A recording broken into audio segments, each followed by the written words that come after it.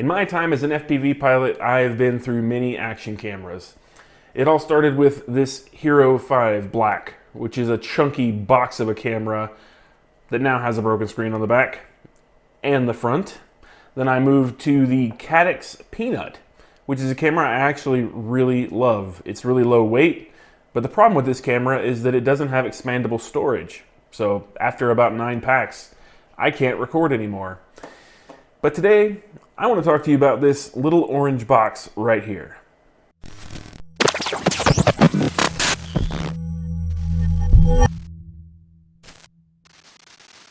Hey everybody, I'm Bacon Ninja, and like I said, today we're going to talk about this little orange box-style action camera from RunCam.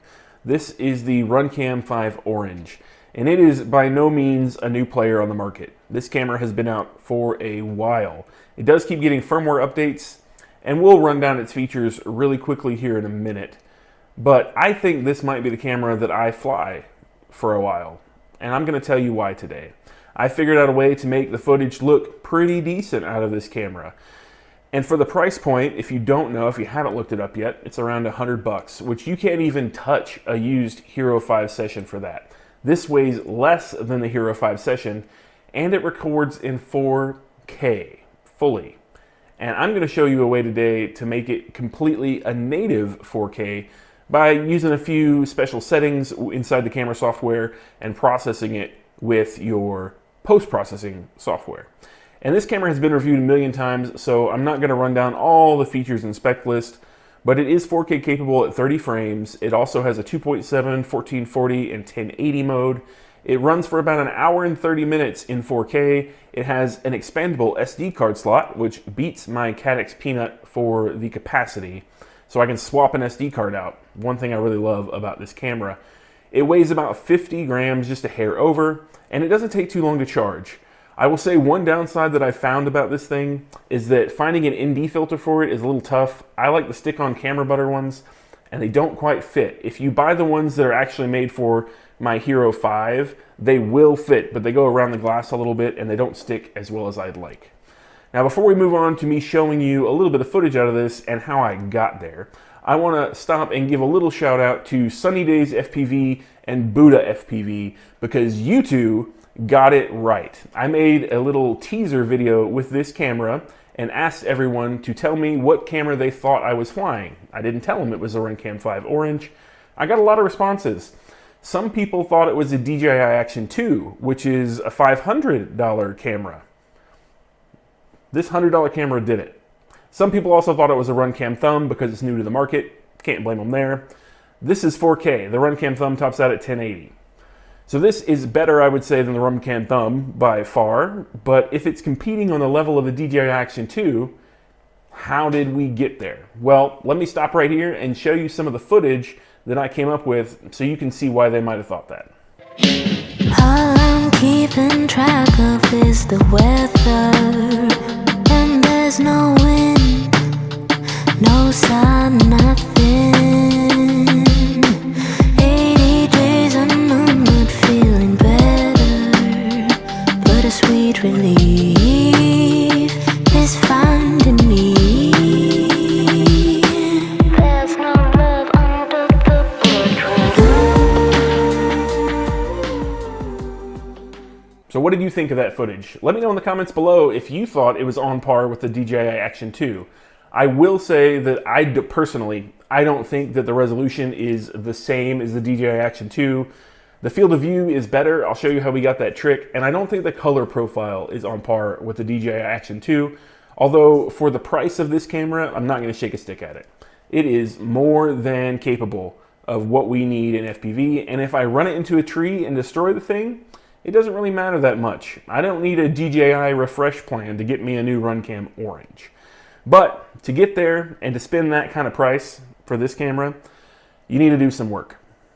Now, let me show you the settings that I was using when I took this video, because it's very important that you understand them, and I'll run down exactly what I'm doing with them so you know why I chose them. Now, if you're familiar with the RunCam 5 Orange, you will know that it has an app for your phone that generates a QR code, which you then use to program the camera. There is no Wi-Fi. So these are the settings I'm using out of the app in my QR code. Obviously video quality high, because I want the most bit rate possible. I don't really care about loop recording or auto record here. I'm perfectly fine pressing the button. I'm going to skip resolution. We're going to talk about that special one in a second. For volume, I'm using FPV. I am not one to really care about the motor noise because I like music in my videos. If you do, there are some mods you can do. I'll link a video down below to how to do a mod to make your audio sound better. In FPV mode, it's not too bad with the most recent firmware. It is important that you flash this camera with the most current firmware before you attempt all of this. For shutter, I'm going with auto because I want to be able to adjust to different light, but I am setting the ISO sensitivity at 100 because I want to minimize the digital sensitivity in the camera. I'd rather do it with shutter speed. For color style, I'm doing flat color because I do intend to color grade this footage. We will not be using distortion correction, and we will not be using electronic image stabilization. Now we're going to circle back to resolution because this is an important subject. And the reason that is an important subject is because that mode right there, the 4K 30 XV, which is actually hidden in the drop-down list, you have to pull it down and scroll down just a little bit to find it, is not your standard 4K resolution. If you just set this camera on 4K 30, what you're actually going to get is the full width of the sensor, but it's going to chop the top and the bottom off of the footage. You're not going to get the full pixel resolution of this sensor. Now what XV does is it actually takes a 4:3 full resolution video with the full resolution of this sensor and stretches it into 16:9, which is not super friendly because you wind up with this weirdly linearly stretched 4K video that's super high resolution, but it makes everything look funny. It will be important for what we're going to do here in a minute, so just bear with me and remember that that XV resolution is a critical component to what we'll be doing with this camera to make the footage look so good. And now that we talked about the video settings on here, we're going to hit the general tab of this app and apply some stuff on this side. I don't care about a date stamp. I don't really care about the USB function or the flip screen. I'm not doing weird orientations with this.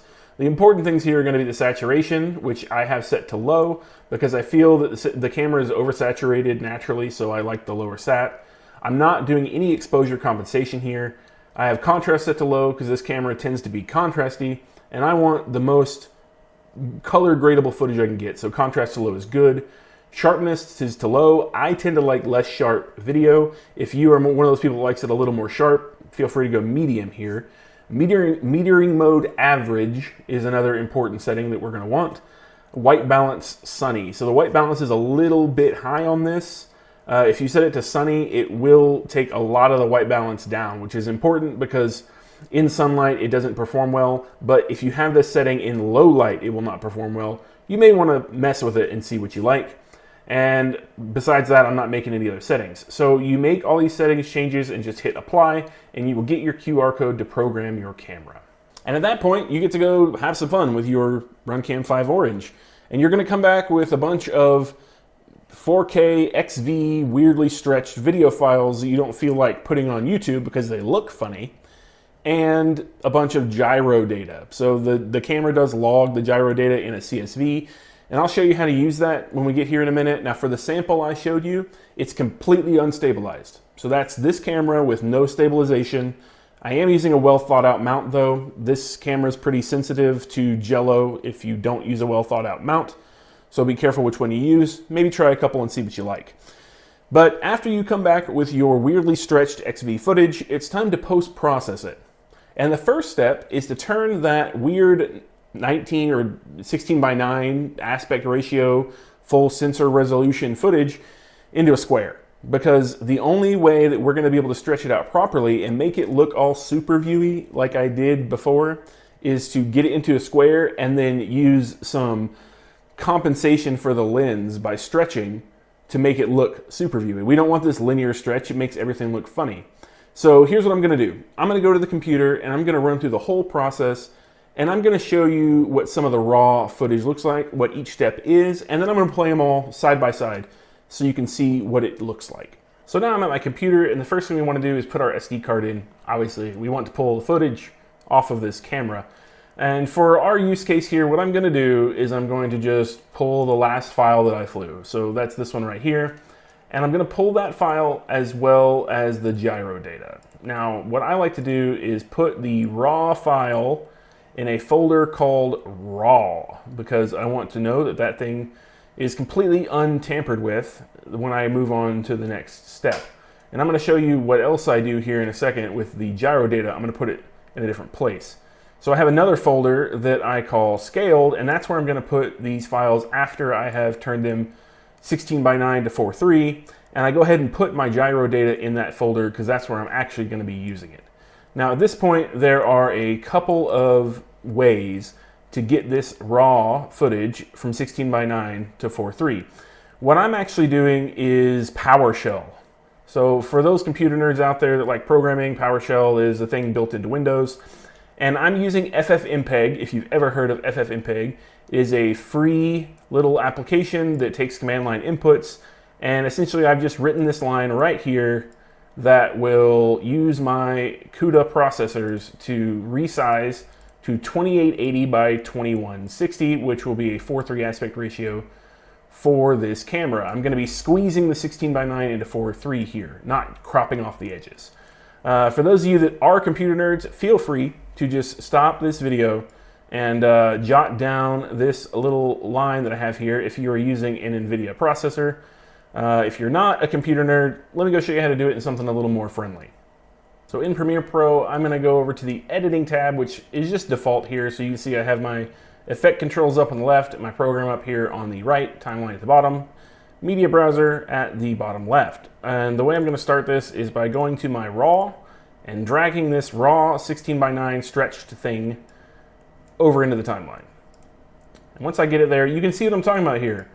It's a linearly stretched 16:9 file, which is kind of a bit odd, right? Like things don't look quite right. It's not what you'd want or expect in the FPV footage.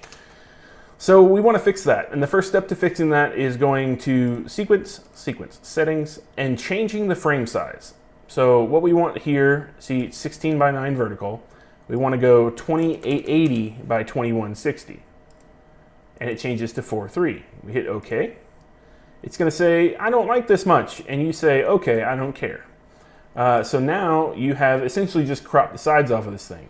We don't want that. We want to squeeze it in. So you right-click the file down here and set to frame size. Well, that creates another problem because now we have this weird black box on the top and bottom. In order to get rid of that, you select the clip and then you go to the left over here to scale, uncheck uniform scale, and then make sure you see scale width too. What we want to do is scale height to 100%. That fixes our height problem. Now we want to squish our sides back in, so we scale width to 75%. Now we have a 4:3 version of the file that we just had, and this is the one we'll actually take into the next step where we make it look all super viewy. And in order to export this at the best settings possible, we want to File, Export Media. We wait for Export Media to come up. We want to leave H.264, that's fine. Match source high bit rate. We can see that our width and height is good. Hardware encoding is very good if you have it. I prefer hardware encoding. Scroll down here a little bit, and we want to look at the bitrate encoding, VBR 1 pass. So we want to make sure that we have this bitrate up enough to retain detail. And for this, I'm going to use 75 megabits per second, because that should keep the detail plenty for us here and not make the file size too huge. And then we also want to make sure use maximum render quality is checked here. When you have all that done, make sure you click this and put the file where you want it. For me, I would want it in video production, and I have this thing called scaled where I put the gyro data earlier. I would just name the file, hit save, and then export, and wait for this video to export. So now you've made your nice juicy 4K flight footage from 16:9 to 4:3, and you haven't cut off the edges or the bottom and the top. That is the goal here. We want to make, however you do this, whatever software you use, whatever way you deem necessary, whether you go with my ultra nerdy PowerShell way, or you use something a little more mild like Adobe Premiere, or DaVinci Resolve, or whatever you happen to have, the goal is that you want to take that 16:9 and make the width 2880 so it's a 4:3 video. And you don't want to lose the top or the bottom, and you want to make sure you export with plenty of bit rate so that you don't lose detail, because we're going to take this through another process that gives us that SuperView look, and every time we compress it, there's a potential for loss. So use as much bitrate as you can. It will take more space on your disk. At some point, if it's too much bitrate, it really doesn't matter. It just means you have excess. We'll get that all toned down later. So now that we have our 4.3 footage, we're gonna take it into a program you're probably familiar with by now because it's pretty popular, GyroFlow, where we can make the SuperView look happen. So let's go take a look at the footage, run it through GyroFlow, and then I'm gonna put them all side by side, like I said, so that you can see what they actually look like pre-color grading. We're not gonna get through color grading on this one, but I want you to see what you can do to get a SuperView 4K full resolution video, and we'll put them all side by side, see what you think. So let's go to GyroFlow and see if we can't get this thing to look super viewy. All right, so we have GyroFlow up, and obviously the first thing we want to do here, if you've never used GyroFlow, I'll run through everything we need to do specifically for this. Don't get too concerned with it, but the first thing we need to do is get the video file in here. So you can click drop video file here. It'll pop this happy little thing open, and what we want to go find is our 4.3 scaled video, which happens to be right there. Now you'll notice that since I put the gyro data in the same folder as the 4.3 output, it's went ahead and loaded the gyro data in from the RunCam 5 Orange. In this step, if you want to, you absolutely can stabilize the footage. I am not going to get into how to stabilize the footage here in GyroFlow. If you want to know that, go check out someone else's channel like Joshua Bardwell, who I think actually just did this not too long ago. I also think that Albert Kim did one on the new GyroFlow RC releases. They'll give you some good insight on how to do the stabilization. It gets a little more tricky and we're not going to get that deep into it. But I am going to show you how to use the lens correction in GyroFlow to get that SuperView look. So we're going to skip a few steps. I'm going to show you everything you need to know, but just know that at this point you could stabilize it if you want to. We won't be for this case that I'm going to show you. And the second step is going to be loading the lens profile. So to do that, we go here to Lens Profile, we open File, and thank goodness someone has already given us a camera preset for this, which you will find under your GyroFlow directory. Camera presets, we want to go down to RunCam, and someone, lovely person named Elvin, made a RunCam 5 Orange 4K 30 XV format for us. It's exactly what we want. So we loaded that in. We're going to skip motion data. We don't need that for now. The next thing we're going to do is go over to export settings, and we are going to click 4K. You'll notice it looks super cropped in. So let's fix that. We want to make sure our lens correction strength is at 100%, because that will actually pull it into SuperView for us here in a second.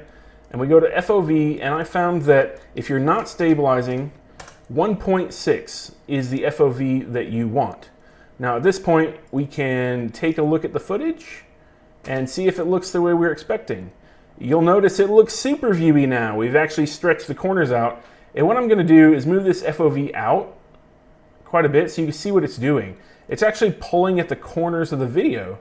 It's dynamically stretching it that way, which is how we attain the SuperView look at 1.6 FOV.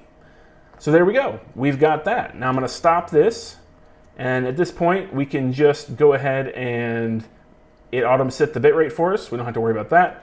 Hit export, and it's going to put it wherever you want down here. You can name your path, hit export, and we're going to export our now 4K SuperViewed footage. And I think that's about as good as the RunCam 5 Orange can look in its raw color format. We have taken our XV video, which it's very important that you use XV. It's the only resolution the camera has available that uses the full sensor in 4K, but it's completely useless when it's widened out and stretched.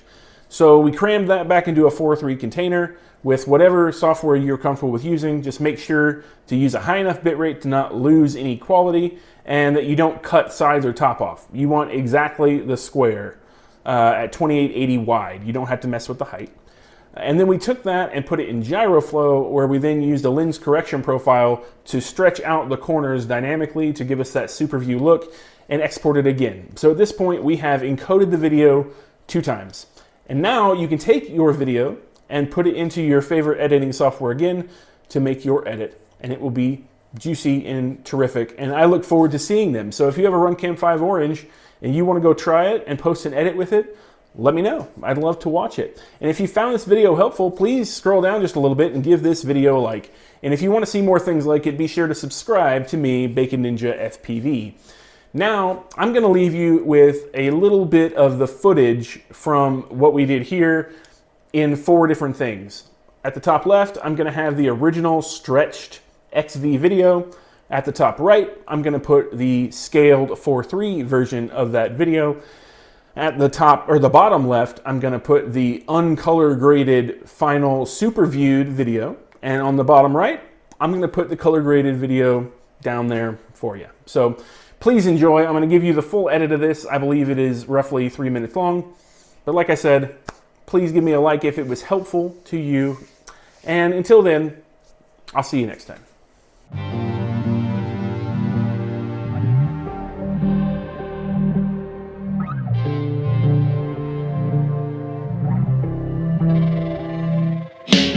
All I'm keeping track of is the weather.